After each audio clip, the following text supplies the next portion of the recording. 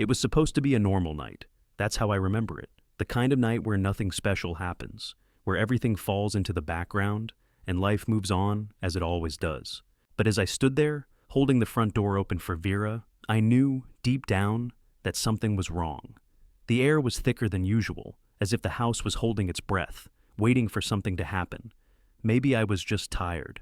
Maybe my mind was playing tricks on me, but that feeling never left. She walked in, her steps quick, almost too quick for someone who'd just come back from a dinner with a colleague. No good night, no small talk about the meal, no details about the boss she'd been dining with. I stood in the doorway, half expecting some explanation, but none came. She just passed by, eyes straight ahead, like she was focused on something far more important than the person who had shared the past few years of her life. I'd been living in this house for 5 years, in this town even longer, and never had I felt the weight of something so unsettling pressing against me. It was more than the quietness of the night. It was a quiet that felt like it had been waiting, collecting dust in the corners of our life together. I followed her inside, trying to shake off the odd sense of detachment I felt. "How was dinner?" I asked casually, my voice echoing slightly in the empty hallway. "Fine," she replied, without turning around. I blinked. That was it? Fine. No details, no attempt to make conversation, even after being out for hours. I took a breath, trying to calm the growing sense of unease that was tightening in my chest. "You sure you're okay?" I asked, my voice betraying a little more concern than I'd meant to show. She didn't answer, just walked up the stairs without a word, but the way she moved, it was like she wasn't even here, like she wasn't Vera anymore.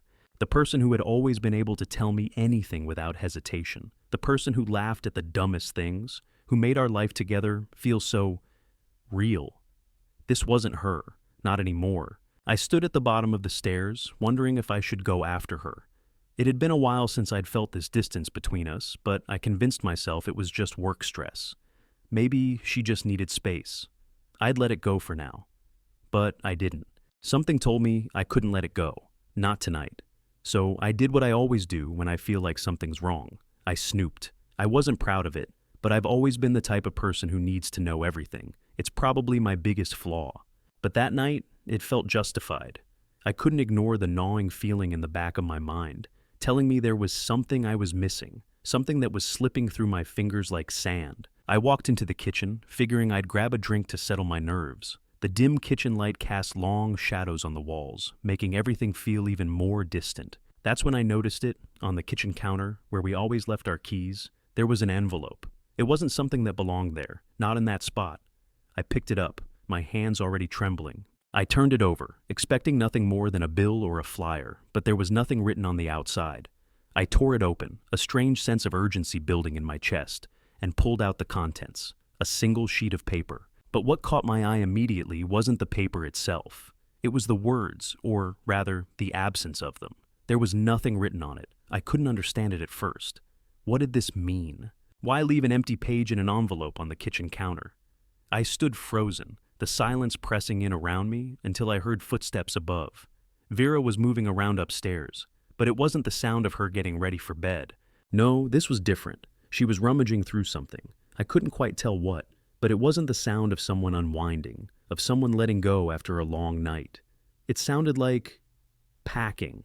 That was the moment when everything inside me seemed to freeze. I couldn't move. I couldn't breathe. It was as if the house had swallowed me whole, and I was left standing on the edge of some dark abyss. I didn't want to believe what I was thinking, but I couldn't help it. Something wasn't right. She wasn't just tired. She wasn't just distant. She was hiding something. I slowly made my way up the stairs, every step feeling heavier than the last. My heart pounded in my chest. I knew I had to confront her, but I wasn't ready for what I was about to find. I reached the top of the stairs and stopped. The bedroom door was ajar, and I could see Vera through the crack. She was moving quickly, like she had something to hide. The suitcase on the bed was half packed. There were clothes, her favorite ones, stuffed haphazardly inside. But there was something else, something far worse. On the floor beside the suitcase was an envelope, and I could see even from a distance that it was addressed to someone else. My legs felt weak. I couldn't move. I couldn't breathe. What the hell was going on? I stood there, frozen in place, my hands still gripping the railing of the stairs. The sight of that suitcase, half packed, clothes hastily shoved inside, didn't make any sense. It wasn't like Vera at all. She was always meticulous with her things. I couldn't wrap my head around it. My heart was pounding in my chest, each beat echoing in my ears. The air around me felt heavier, as though the house itself was holding its breath, waiting for me to make the next move. I tried to steady myself, but everything felt wrong. The hallway felt like it was closing in around me. The quiet, which had once been comforting, now seemed suffocating. I couldn't ignore the nagging feeling that had been building up all night, the gnawing sensation that something was off. But this wasn't just a feeling anymore. I was standing on the edge of something much darker. I took a hesitant step forward, my feet moving on their own, as if they were being controlled by a force greater than me. Each step felt deliberate, like I had no choice but to follow through. The door was cracked open just enough for me to see Vera. She hadn't heard me yet, lost in whatever she was doing. The suitcase was now fully packed, the clothes inside wrinkled and thrown together without care. But it wasn't just the suitcase. There was something on the floor beside it, something I hadn't noticed before. It was an envelope, the edges worn, as if it had been handled repeatedly, and when I saw it, my stomach dropped. The handwriting on the envelope was not Vera's. It was someone else's. My mind raced. I couldn't think straight. My feet moved faster now, closing the gap between me and the bedroom. I had to know what was inside that envelope. I had to. Every rational part of me screamed to stop, to walk away, to leave it alone. But I was past that now. The sense of betrayal, the confusion, the desire to uncover the truth was all consuming. I pushed the door open just a little further, the creak of the hinges loud in the silence. Vera still hadn't noticed me. Her back was turned, her focus entirely on whatever she was doing. I took another step closer, my heart in my throat. I was so close now that I could smell the faint trace of her perfume in the air. It was familiar, comforting, and yet it felt so foreign in that moment. I reached down and grabbed the envelope.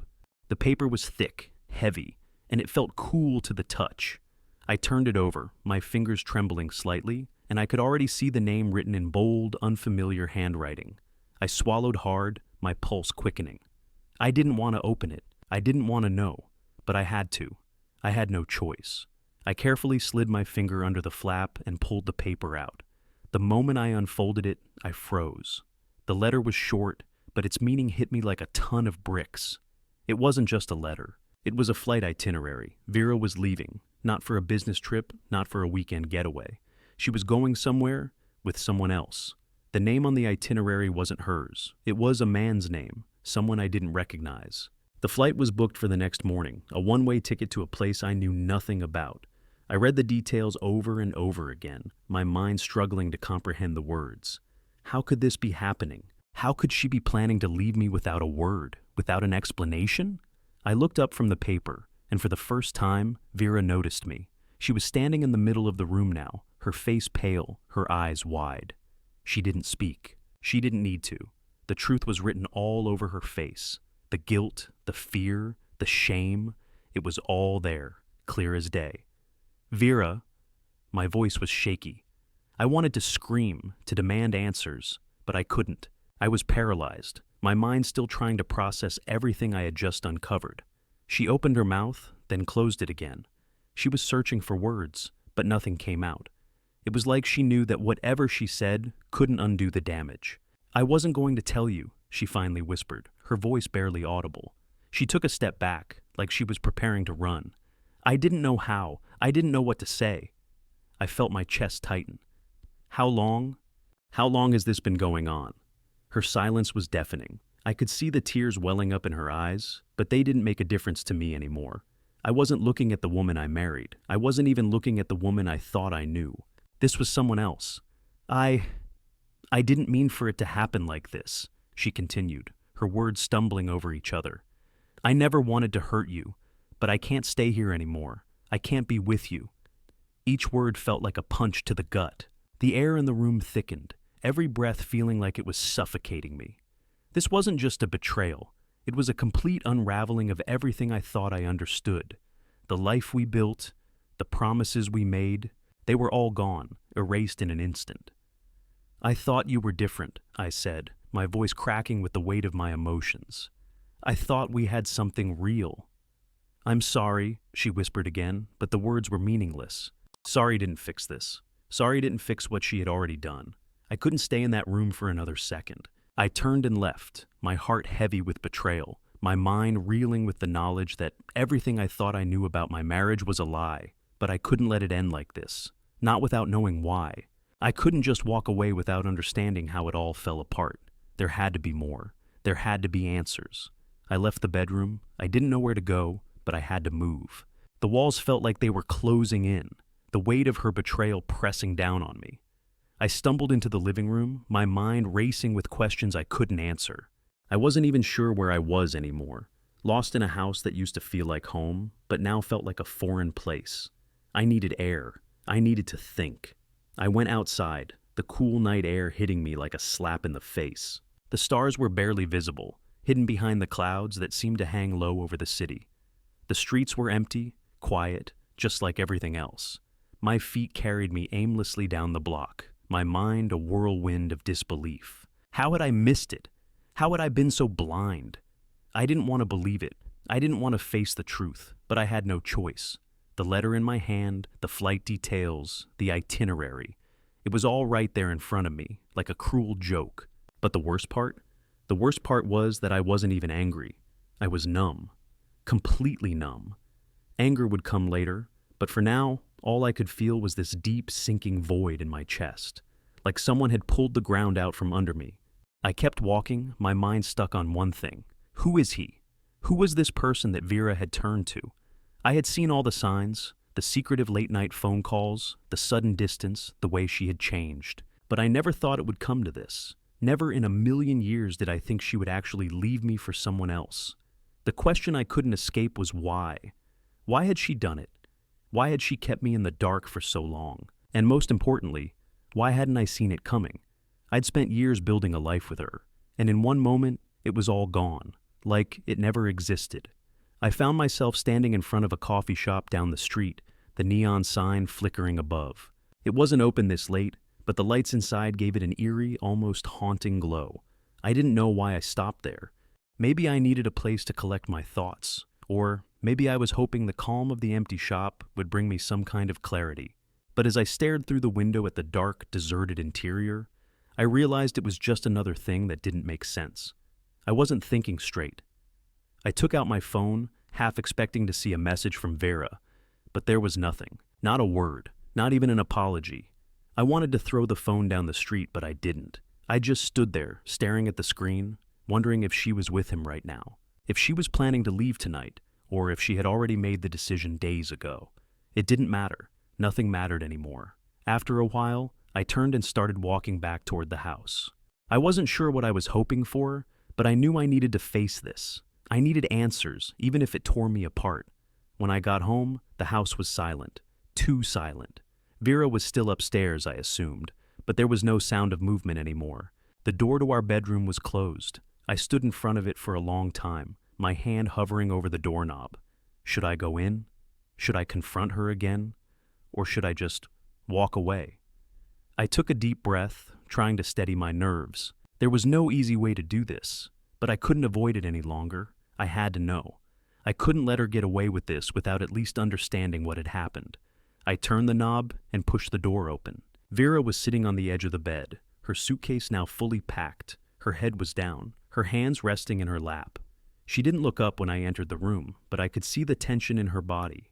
It was like she was waiting for me to speak, waiting for the confrontation to come. "Vera," I said, my voice steady, though it felt like it was barely holding together. "We need to talk." She didn't respond at first, but then she lifted her eyes to meet mine. Her expression was unreadable, distant. It was like she was already gone, mentally and emotionally. And maybe she had been for a long time. Maybe I had just been too blind to see it. "I know about the flight," I said, holding up the letter. "I know you're leaving, but I need to know why." Her eyes flickered for a moment, like she was trying to process the words. She opened her mouth, but then closed it again. She was struggling to find the right words, but I didn't have patience for that. I needed answers. "I don't know what you want me to say," she finally whispered. I never meant to hurt you, but this is something I need to do. I need to get away." "Get away?" The word hit me harder than I expected. "From what? From me?" She shook her head. "It's not about you, it's about me. I don't know who I am anymore. I've been so lost for so long, and I thought I could find myself again. But I can't do that here. Not with you, not anymore. I took a step back, trying to process what she was saying. This wasn't the woman I knew. This wasn't the person I had built my life with. The woman I had loved for years was standing in front of me, telling me she couldn't be with me anymore, that the person I had spent my days and nights with wasn't the same person anymore. I wanted to scream. I wanted to demand that she tell me everything, every detail, every lie. But instead, I just stood there, my heart breaking with every word she said. "So, what now?" I asked, my voice barely audible. "You just walk away? Leave everything behind?" She nodded slowly, her eyes filled with tears. "I don't know how to fix this, but I know I can't stay. It's not fair to you, and it's not fair to me." I wanted to yell. I wanted to make her understand how much this hurt, how much this destroyed everything we had. But I couldn't. There was nothing left to say. "You're just going to leave?" I asked again, my voice cracking. "I have to," she said softly, her voice breaking. "I'm sorry." And just like that, the woman I thought I knew, the woman I had shared my life with, walked out the door. I didn't chase her. I didn't even move. I just stood there, staring at the empty space where she used to be, feeling the weight of her absence crushing me. The door clicked shut behind her, and for a moment, the silence in the house was so overwhelming that I thought I might suffocate. My feet felt like they were glued to the floor, my body too heavy to move. But my mind was racing, spinning out of control, trying to grasp what had just happened. I couldn't wrap my head around it. I couldn't make sense of any of it. She was gone, just like that. After everything we had shared, all the moments, the laughter, the life we had built together, gone. I should have been angry. I should have yelled, demanded answers. But instead, I just stood there, my mind numb, every breath feeling like I was drowning. I felt like I was losing my grip on reality. One minute, she was telling me she couldn't stay, that she needed to leave and find herself, and the next, she was gone, just like that, without a second glance. I wanted to scream, to shake her, to make her understand how much this hurt. But I didn't. I couldn't. I walked into the living room, my footsteps heavy, as if the weight of her absence was pressing down on me with every step. I wanted to break something. I wanted to smash the furniture, destroy the walls that had once held us together, but I couldn't even bring myself to do that. It felt like I was in a fog, unable to move or think clearly. I sat down on the couch, staring at the empty space where she had once sat. It felt like the house had been hollowed out, like someone had taken everything that mattered and left me with nothing but the shells of what used to be. I reached for my phone, half expecting to see a message from her, but there was nothing. Not a word. Not a single explanation. I scrolled through my contacts, looking for someone to call, but there was no one. I had cut myself off from everyone over the years. I had focused so much on Vera, on us, that I had neglected everything else. Now, I was alone in a house that had once felt like home, but now felt like a prison. I couldn't stay here. I couldn't stay in this empty house, surrounded by the remnants of a life that no longer existed. I grabbed my jacket and headed for the door. I needed to clear my head, to get away from this suffocating emptiness. The cool night air hit me as soon as I stepped outside, and for a moment, I felt like I could breathe again. But it didn't last. The streets were eerily quiet, the only sound the distant hum of traffic. I walked aimlessly, my feet carrying me wherever they wanted to go. I didn't care.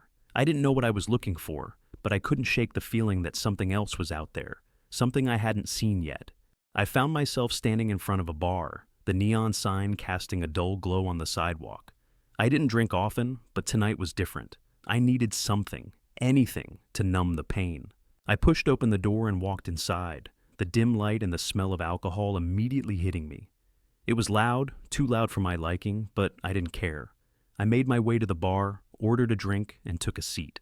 The bartender didn't ask any questions. He didn't need to. I could feel the weight of my own misery hanging in the air, and I wasn't the only one in the room who was lost. I took a long sip of the drink, the bitterness of the alcohol doing little to ease the ache in my chest.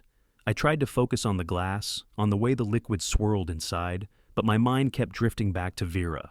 I kept thinking about the man, the one she was leaving me for. Who was he? What did he have that I didn't?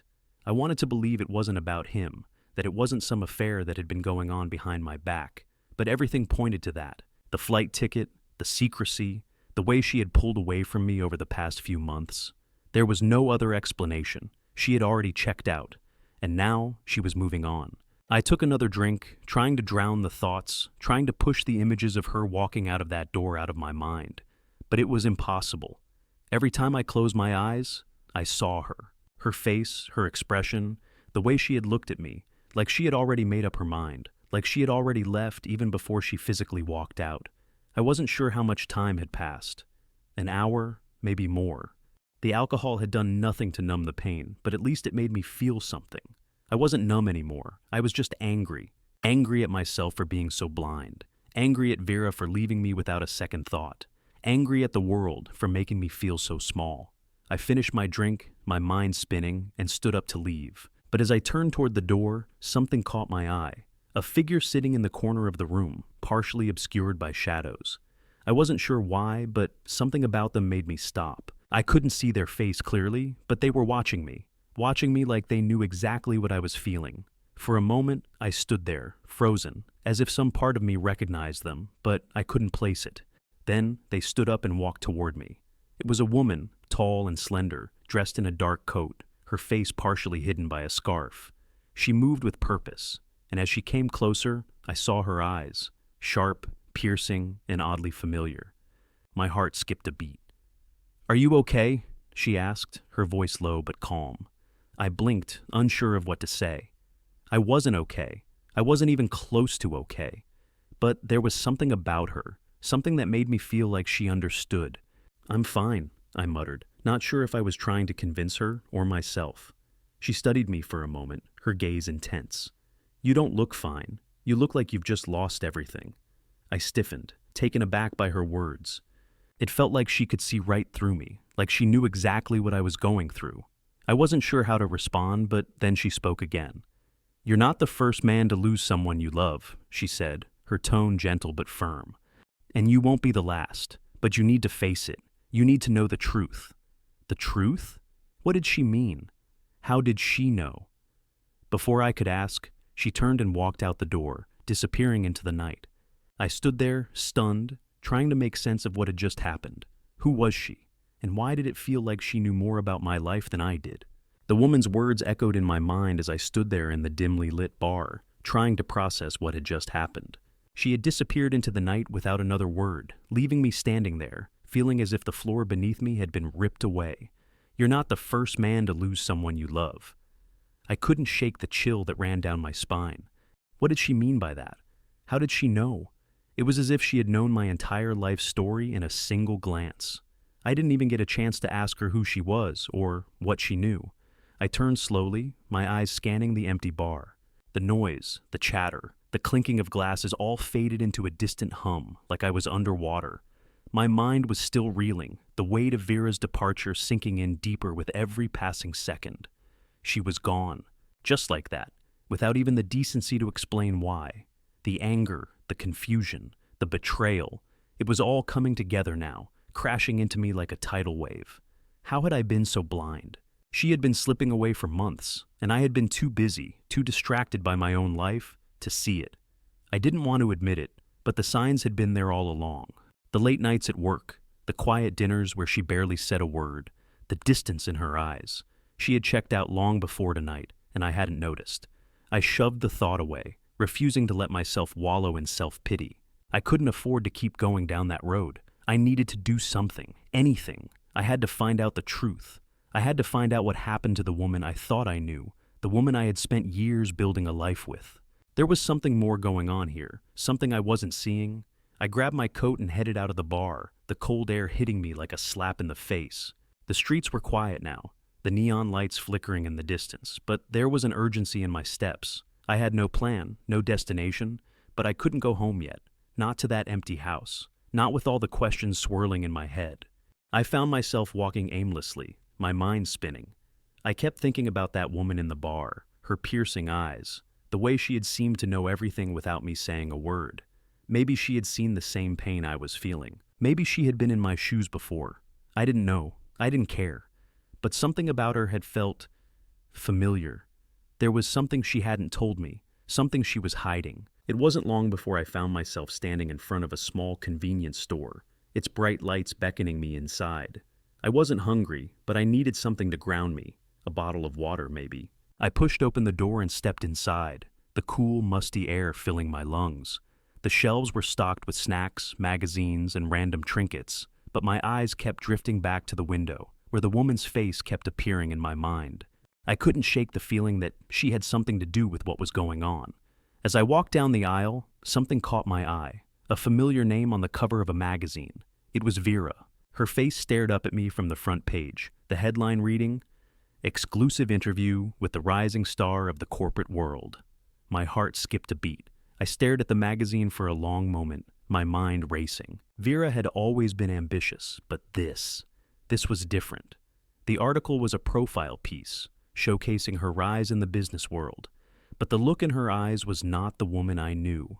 It was cold, distant, and completely detached. She wasn't the same person anymore. I grabbed the magazine, my hands shaking, and walked up to the counter to pay. The cashier didn't even look at me, too busy with her phone to care. I paid for the magazine and walked out of the store without a word. I sat down on the curb outside, flipping through the pages of the magazine. Each photo of Vera, each word of the article, felt like a knife twisting in my gut. She had changed. But why? What had happened to her? Who had she become? As I stared at the photos, a thought crossed my mind. What if the woman in the bar was connected to all of this? What if she knew more about Vera's life than I did? What if she was the reason Vera was acting this way? The idea seemed absurd, but something about the way the woman had spoken to me, the way she had looked at me, made me feel like there was a connection I wasn't seeing. I snapped the magazine shut, standing up quickly. I had to get answers. I couldn't sit around and let this consume me. I needed to know what had happened to Vera, and I wasn't going to stop until I found out. I walked back to my car, the cold wind biting at my skin. My hands were numb, but I barely noticed. I had only one thing on my mind now: finding the truth. As I drove through the empty streets, I couldn't shake the feeling that something bigger was at play. There was a connection between everything: Vera's sudden change, the mysterious woman in the bar, the flight ticket, the article. I was missing something, and I had to figure out what it was. I couldn't go back home, not yet. I needed to think. I needed to gather information. The answers were out there, and I was going to find them, no matter what it took. I pulled up to a parking lot, stepping out of the car and staring at the dark building in front of me.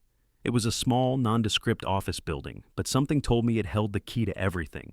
This was where it all started. The parking lot was deserted, the only sound the faint hum of the streetlights above me. I stood there for a moment, staring at the nondescript office building in front of me, feeling a strange mixture of fear and anticipation building in my chest. This was the place where it all started, the place where everything seemed to go wrong. I had to find out what was really going on. I had to understand what Vera had been hiding and why she had become someone I didn't recognize. I had no plan, no idea what I was going to find when I walked through those doors, but I couldn't stop now.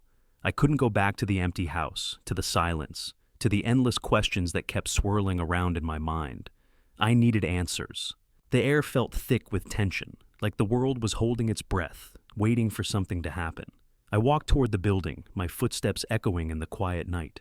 The glass doors were locked, and I had to pull on them twice before they gave way. The interior was dimly lit, the flickering fluorescent lights casting long shadows across the sterile, gray walls. It was like a scene out of a bad dream, a place that felt wrong, like I wasn't supposed to be here. The building was eerily quiet. The reception desk was empty, the chairs lined up against the walls gathering dust. I walked past the security desk, my eyes scanning the room. It wasn't until I reached the hallway that I noticed the door at the end of the corridor. The nameplate on the door was almost obscured by the dim lighting, but I could still make out the faint letters: Vera Marlowe, Executive Assistant. I froze in place, my heart pounding in my chest. It was her name. But something about the title, Executive Assistant, struck me as off. I had always thought she worked for a much smaller firm. I had never heard her mention anything about an executive position. Was I missing something? Or was there more to her work life than she had been telling me? My instinct screamed at me to turn back, but I couldn't. I had come this far, and I needed to know what was going on. I took a deep breath and pushed the door open. The room beyond was dark, except for the faint glow of a computer screen. At the desk sat a woman in a sharp business suit, typing furiously on her keyboard. Can I help you? Her voice was calm, but her eyes didn't leave the screen. I didn't know what to say at first. I wasn't even sure why I was here, but something in her tone, something in the way she looked at me, made me feel like I was being watched, like I wasn't supposed to be here. I'm looking for Vera, I said, my voice tight. Vera Marlowe. The woman's fingers paused on the keyboard for just a moment before she resumed typing without looking up. She's not in tonight. I'm afraid you'll have to come back another time. There was something in her tone that didn't sit right with me. It was too casual, too rehearsed, like she had heard this question 1,000 times before. I stepped further into the room, ignoring the sinking feeling in my stomach. I need to speak with her. It's important. The woman finally turned toward me, her expression cool but unreadable. I don't think that's a good idea. She's very busy. And she's not here right now. Something about the way she said it made my skin crawl. It was like she was hiding something, like she knew exactly why I was here, but she wasn't going to tell me. I know she works here. I just want to talk to her, I said, my frustration building. Please. She looked at me for a long moment, and I could see the uncertainty in her eyes. But then, just as quickly, her expression hardened and she stood up from the desk. I'm afraid I can't help you, she said, her voice colder now. Good night. I didn't say anything else. I just turned and walked out of the office, my mind racing. Something was wrong. Everything was wrong. Vera had been keeping secrets from me, and now this woman, who clearly knew more than she was letting on, was hiding the truth. As I walked back through the empty hallway, I couldn't shake the feeling that I was being watched. My pulse quickened, my steps quickening with each passing second. The air felt thick, suffocating, as if I was on the edge of something much larger than I could understand. When I stepped outside, I was hit with the cold night air again. I stood there for a moment, my mind racing, trying to make sense of everything. I couldn't go home. Not yet. There were still too many questions, too many things I didn't know. And the more I uncovered, the more I realized that Vera was hiding something bigger than I could have ever imagined. I climbed into my car and started driving. The streets blurred past me, but my thoughts were locked on the woman in the office and the name on the door. Vera Marlowe, the woman I thought I knew, the woman I thought I was married to, had been living a life I knew nothing about. I had to find out more. I had to know what was going on behind the scenes, behind the lies. I wasn't going to stop until I uncovered the truth, no matter where it led me. As I drove through the city, a strange sense of clarity began to form. I had been so consumed with my own pain, so focused on the betrayal, that I hadn't seen the bigger picture. But now, everything was starting to make sense. Vera wasn't just leaving me. She was involved in something much deeper than I had realized. I didn't know how, but I was going to find out what. To be continued. The city's lights blurred through the windshield as I drove, lost in the whirlwind of thoughts that had consumed me. The feeling of betrayal gnawed at my insides, but underneath it, something deeper was beginning to stir. Something wasn't adding up. I couldn't ignore the signs anymore. There was something much larger at play, something I wasn't seeing. The woman in the office, the one who had given me nothing but vague answers and cold stares. She was hiding something, and I needed to figure out what it was. The whole situation felt off, like a puzzle with too many missing pieces. Vera had become a stranger to me, and I couldn't just let this go. I couldn't go back to the emptiness, the unanswered questions. The more I uncovered, the more questions arose. I drove aimlessly, the streets flickering by, too many thoughts crowding my mind. Finally, I ended up in front of a large, imposing building. It wasn't one I frequented, but there was something about it that felt connected. It was a corporate building, one that housed various businesses, and yet it seemed more significant now than ever before. As I parked and looked at it, my gut told me this was the next step. I had to get inside. But how? Vera had always been so careful, so meticulous with her plans, and I had the sinking feeling that whatever she was involved in, it was far from innocent.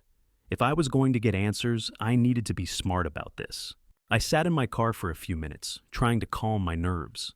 The night was growing colder, the shadows of the building stretching long across the streets.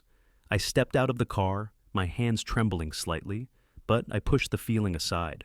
I had a goal now. I wasn't just going to sit idly by and let this consume me. The front entrance of the building was well lit, but the glass doors were locked. There was a security guard in a booth near the entrance, but I wasn't ready to confront anyone yet.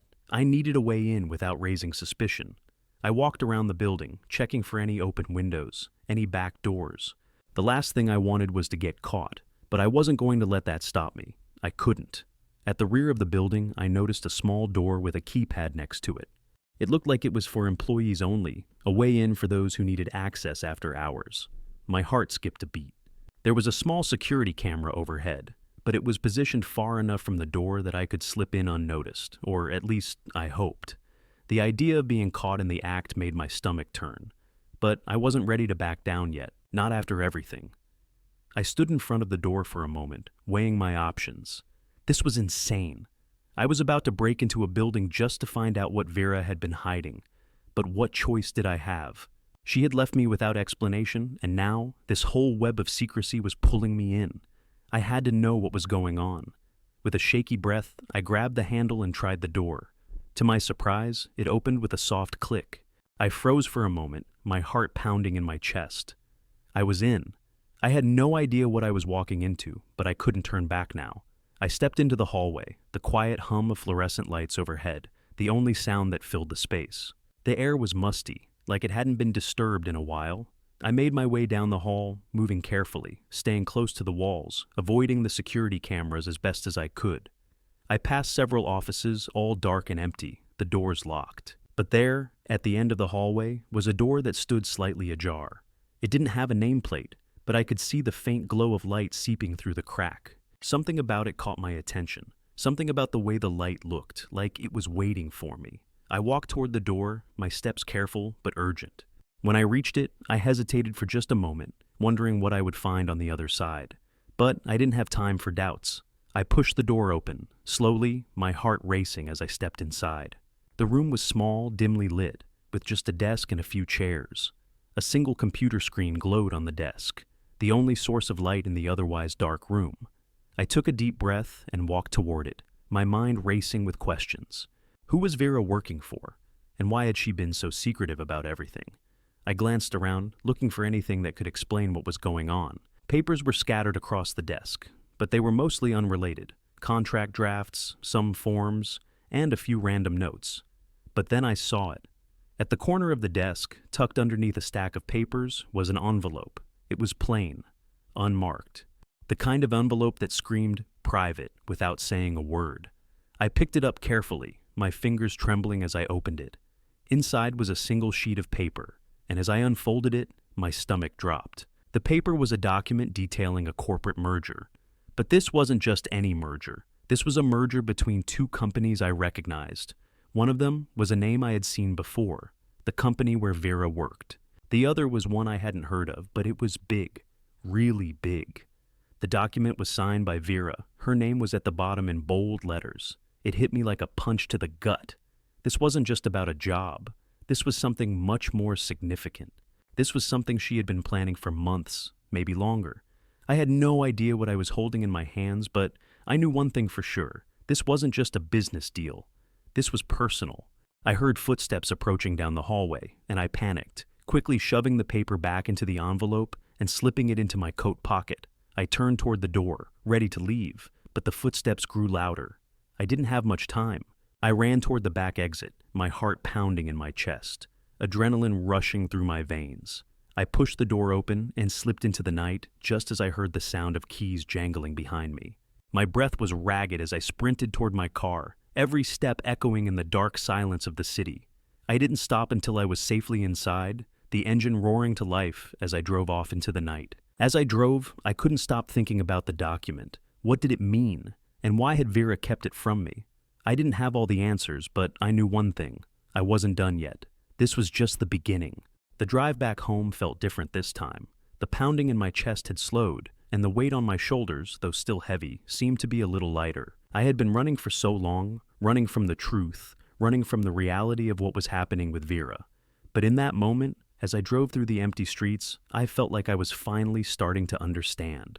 I had been afraid of what I might find. I had been terrified that uncovering the truth would shatter everything I knew. But the more I thought about it, the more I realized that maybe it wasn't the truth itself that I had feared. It was the uncertainty, the unknowns. What if I couldn't fix it? What if it was too late? But now I had answers. And with those answers, I had something far more important: clarity. I made a decision. I wasn't going to let this destroy me. I wasn't going to let fear keep me from taking control of my own life again. I wasn't the same person I had been when Vera left. I had grown, I had learned, and I was finally ready to face whatever was next, no matter what. When I pulled into the driveway, I took a deep breath before getting out of the car. The house looked the same as it had when I'd left earlier, still and silent. I wasn't sure if Vera was home, but it didn't matter. The truth wasn't just about uncovering the secrets she had kept from me. It was about finding the truth within myself. I walked inside, the quiet of the house settling around me. I didn't know where Vera was or when she'd be back, but I didn't need to wait for her to be the one to change things. I needed to change things for myself. The envelope I had found in the office was still in my pocket, and I took it out, staring at it for a moment before placing it on the counter. It felt like a piece of the puzzle, but now I understood that the bigger picture wasn't just about the business deals or the things that had been hidden from me. It was about the choices I was going to make moving forward. As I stood there, I heard the door open behind me, and I turned to see Vera standing in the doorway. Her eyes met mine, and for a moment, neither of us said anything. There was a long silence between us, but it wasn't the same suffocating silence I had been drowning in before. This one was different. "Hi," she said softly, almost as if she were unsure of how to begin. I smiled, a small but genuine smile. "Hi." I paused for a moment, collecting my thoughts. "We need to talk, Vera." She nodded, stepping further into the room. "I know," she said quietly. "I'm so sorry for everything. I didn't know how to tell you. I didn't want to hurt you." I nodded in understanding. I had felt the same way for so long, afraid of confronting the truth. But now, everything seemed clearer. "I know," I said softly. "But the truth isn't something to fear. It's something we need to face together." She stepped closer to me, her eyes full of regret, but also something else, hope. For the first time in a long time, I saw the Vera I had fallen in love with. Not the woman who had been hiding behind a mask of secrecy, but the woman who was still there, the woman who wanted to make things right. "I've made mistakes," she said, her voice trembling. "I've been selfish, and I've pushed you away. But I want to fix it. I don't want to lose you." I could see the sincerity in her eyes, and for the first time, I felt a spark of hope. I wasn't sure what the future held, but I knew one thing. We had a chance to rebuild, to face the challenges ahead and grow from them. I reached out, taking her hand in mine. "We'll figure it out," I said, my voice steady now. "We don't have to have all the answers right away, but we're in this together, and that's all that matters." For the first time in what felt like forever, I felt a sense of peace settle over me. The road ahead wouldn't be easy, but I knew that we had the strength to face it. We had both made mistakes, but we were willing to learn, to grow, and to heal. We weren't perfect, and we never would be. But as we stood there, hand in hand, I knew that we had a future we would build, step by step, together. And in that moment, everything seemed right again. The pain, the confusion, the fear, it was all starting to fade, replaced by the quiet strength that came from knowing that we weren't alone anymore.